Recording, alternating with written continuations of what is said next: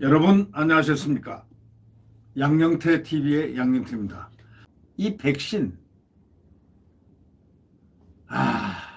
백신이라면은 가슴이 벌벌 뜁니다. 이 대한민국 국민들이 지금 벌벌 뛰는 게 백신입니다. 왜 우리는 백신이 이렇게 되었나? OECD의 1등이라고 K방역을 그렇게 외치던 이 정부가 왜 OECD 국가에서 최하위 백신을 지금 최하위가 돼서 이 백신이 2점 몇 %밖에 되지 않았나? 3%도 되지 않았나? 이유가 뭔가? 국민들은 다 압니다. 프로세스를, 과정을 다 알고 있습니다. 그런데 김오란이라는 그 여교수가 아주 이름도 듣도 못한 그 교수가 갑자기 청와대 방역을 책임진 비서관으로 갔다. 방역기획관. 이게 지금 한참 화제입니다. 청와대는 이렇게 했습니다. 국민의 코로나 이해에 기여했다는 겁니다. 야당은 즉각 반발했습니다. 즉각 임명 처리하라! 이렇게 나옵니다. 자, 문재인 대통령은 야당이 처리하라 하는 사람은 더 세우는 그러한 경향이 있다고들 인사는 그만큼 소신껏 한다. 이런 평이 있는 사람입니다. 문재인 대통령, 그는 처음에 부드럽고 아주 유연하고 이런 분으로 알았지만 그와 나중에 4년간 통치를 하는 그 모습을 보면서 국민들은 독재자연 하는 거 아닌가? 혹시 독재자의 품성을 가진 것이 아닌가? 하고 의문부호까지 붙이는 분들이 꽤나 있습니다. 문재인 대통령이 새로 임명한 김오란 청와대 방역기획관은 그동안 정부의 코로나 방역 정책을 홍보하거나 비판적 지적을 방어하는 역할을 해온 겁니다.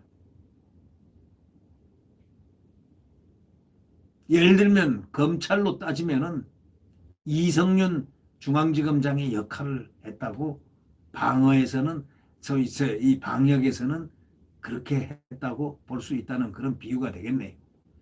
이 김오란 기획관은 정부의 백신 확보 지연 논란 당시에 우리나라는 환자 발생 수준으로 봤을 때 백신이 급하지 않다. 이렇게 말한 자입니다. 파이자 모더나는 가격도 비싸다. 이런 주장을 쏟아낸 사람입니다. 의료계에서는 이 김오란 임명을 놓고서 여전히 정부와 방역당국이 친정부 성향이 뚜렷한 일부 전문가 얘기만 듣고 비판적인 목소리는 듣지 않겠다는 것이 아니겠냐, 이렇게 개탄하고 있습니다.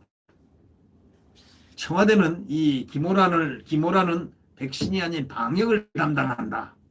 백신이 아닌 방역을 담당한다. 이렇게 말하면서 백신 관련 발언이 문제없다고 했습니다. 그러나 방역과 백신을 어떻게 분리할 수가 있습니까?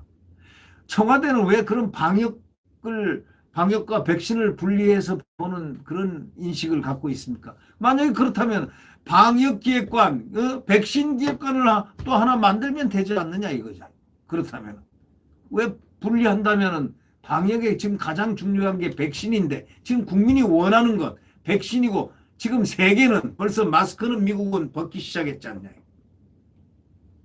국민을 마스크를 채워놓고 방역과 백신을 분리한다? 청와대는 김오란 기획관은 백신이 아닌 방역을 담당한다. 어떻게 이런 말을 할 수가 있느냐 이런 얘기죠. 백신 관련 발언이 문제없다는 뜻이긴 하지만 이런 발언은 아주 조심해야 된다. 그러나 방역과 백신을 분리해보는 청와대 인식을 두고도 비판이 지금 새롭게 또 커지고 있습니다. 이 김오란 기획관은 코로나 발생 초기에 김어준 텔레비 있죠. 김어준이가 하는 그 TBS 라디오 방송, 자기 방송처럼 교통방송을 써가지고 뉴스공장이라는 걸 만들어서 전행을 하다시피 한 그 참 이 시대 이 정권의 가장 막강한 방송인입니까?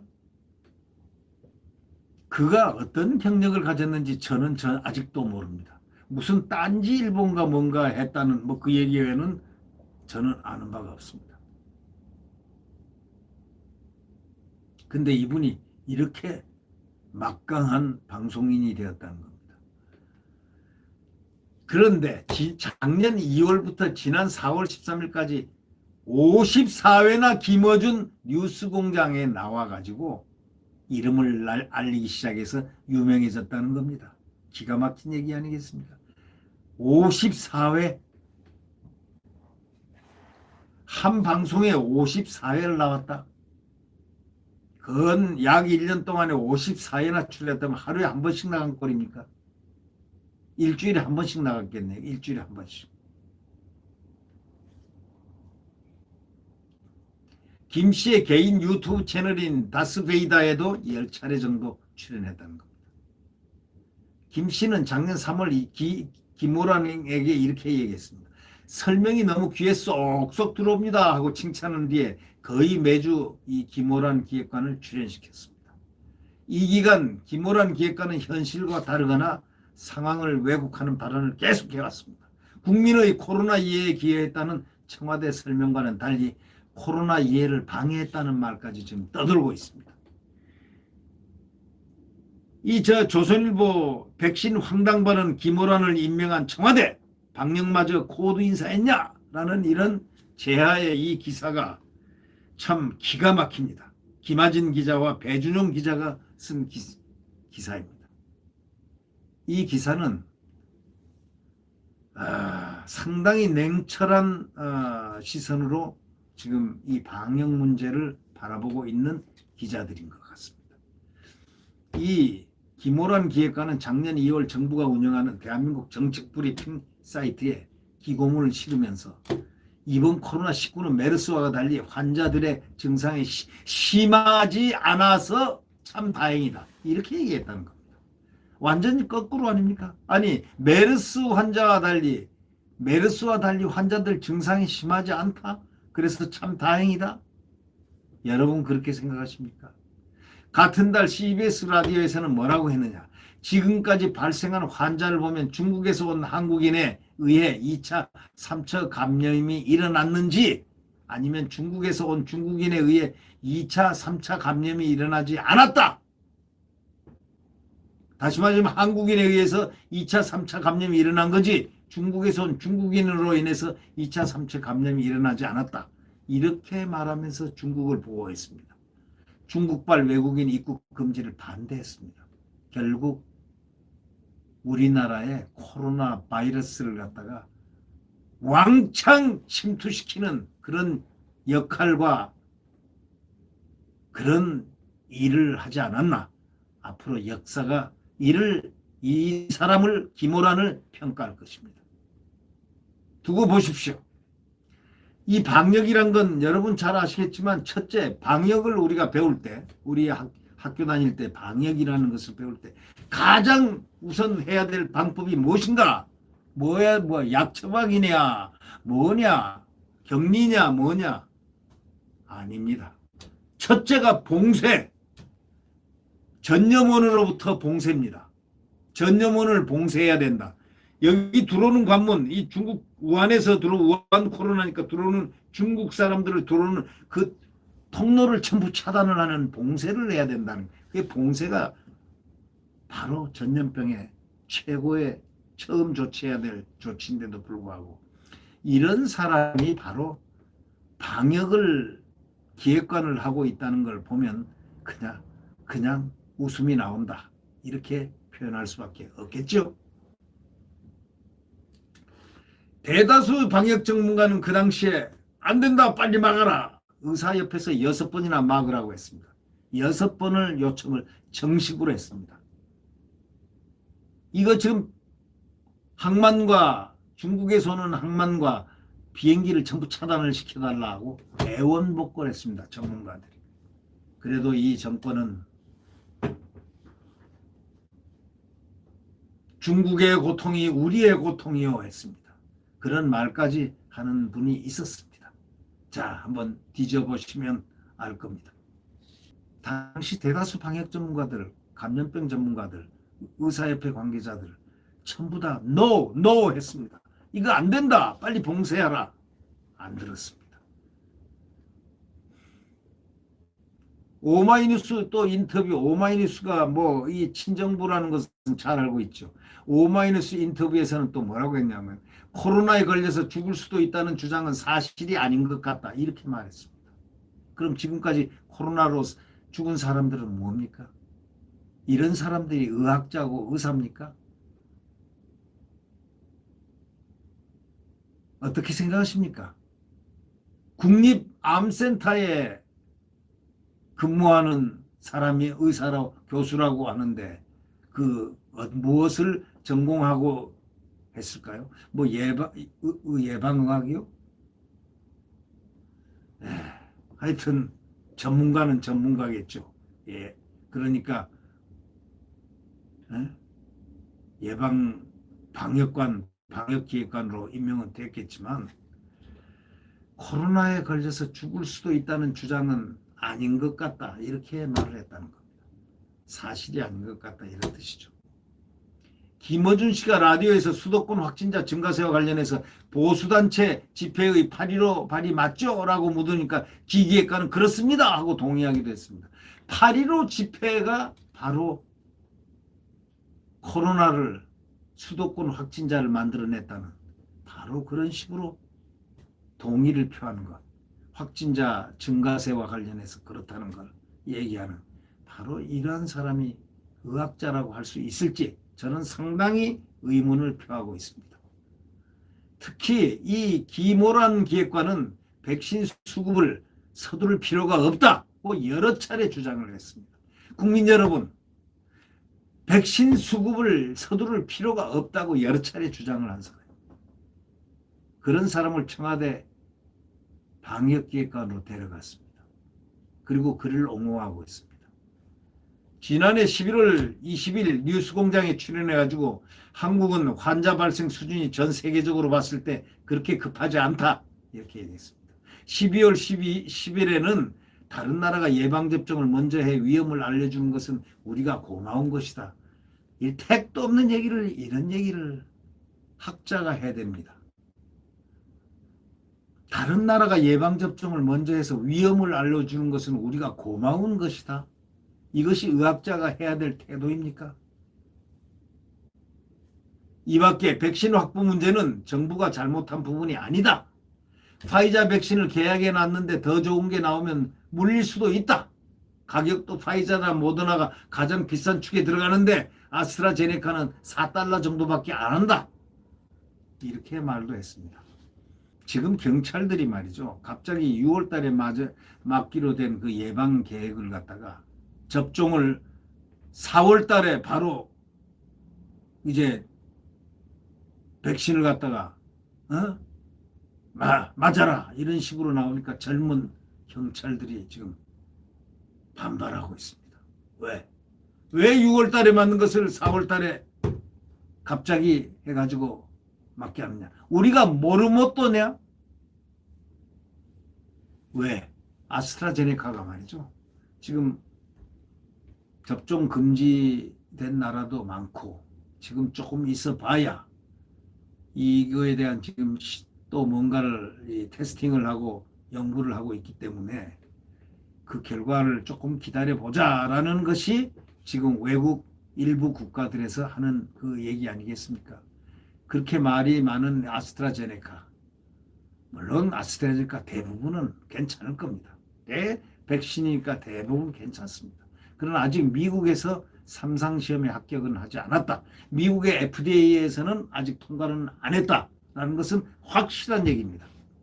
한국 식약처는 진작 통과됐지만 미국 FDA는 통과가 아직 안 됐다라는 사실은 분명하다. 바로 그것만은 사실이다. 김어준 씨는 이렇게 얘기합니다.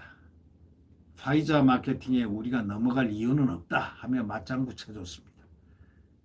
이 김오라는 백신을 먼저 접종했다고 집단 면역이 빠르게 도달한다고 볼 수 없다라는 황당한 발언까지 했습니다. 백신을 먼저 접종한다고 집단 면역이 빠르게 도달한다고 볼 수 없다는 이건 비과학적인 황당한 발언이 아닙니까? 이게 무슨 의학자가 할 발언이겠습니까? 그래서 이걸 듣고 이 전문가들은 어떻게 생각하겠습니까? 포복절도를 하지 않겠습니까?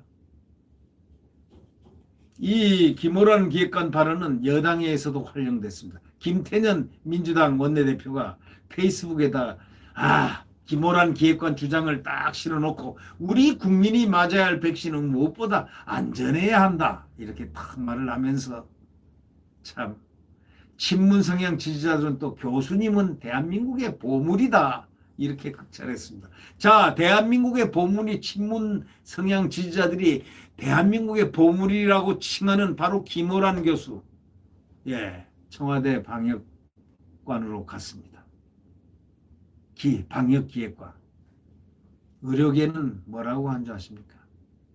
코로나 상황도 정확히 파악하지도 못한 사람을 코로나 컨트롤 타워로 쓰다니 도대체 이해가 안 되네 하고 비판합니다. 마상혁 대한백신학회 부회장은 김호라는 일관되게 정부의 방역 실패를 합리화하거나 정부를 일반적으로 옹호하는 입장을 취해왔다.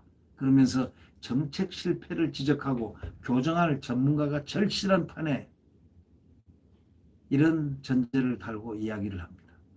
다른 전문가들도 정치 방역 성공을 자축하는 인사다. 의학의 정치화의 앞장선 분이다. 하고 반응을 보였습니다. 최대집 대한의사협회 회장은요. 김호란 임명은 향후 방역 실패 요인으로 작동될 것이다. 라고 말했습니다. 예언까지 했습니다. 일각에서 코로나 살인탑인 정은경 질병관리청장에 대한 청와대의 불만 표시라는 말도 나왔습니다.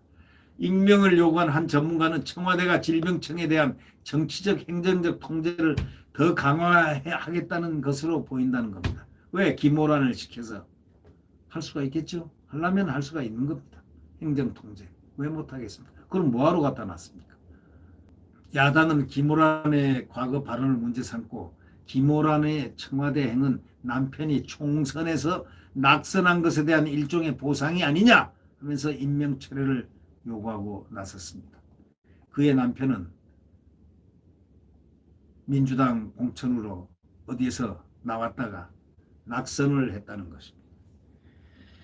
참 우리가 이런 모습을 보면서 이게 아직도 대한민국이 이런가라고 생각하는 자책하는 또는 자괴감을 느끼는 국민들이 상당히 많을 것 같습니다. 저는 이 김호란의 이 백신에 관련돼서 황당한 발언을 한 것을 보고 지금 이 말하는 순간에도 가슴이 벌렁벌렁 뛰고 있습니다. 이게 뭡니까? 이게 뭡니까? 이게 대한민국입니까? 네. 구독 버튼과 엄지를 눌러주시면 감사하겠습니다.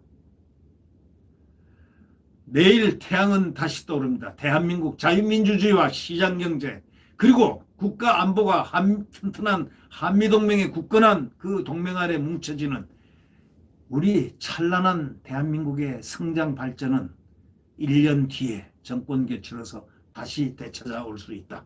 이런 희망, 내일 태양은 다시 분명히 떠오른다고 확신합니다. 국민 여러분들은 야권 단일화 해서 꼭 정권 교체를 함으로써 다시는 대한민국의 이 불행한 역사가 진행되지 않도록 우리는 정신을 바짝 차려서 야권 단일화에 남아있는 11개월, 이제 10개월밖에 안 남았습니다. 이 시간을 긴장하지 말고 환경을 감시하면서 우리가 나중에 투표의 그날 또 투표하고 난 다음에도 환경 감시를 게을리하지 않으면서 대한민국이 바로 다시 회복되는 그때를 기다리겠습니다. 네, 구독 버튼과 엄지를 눌러주시면 고맙겠습니다. 안녕히 계십시오.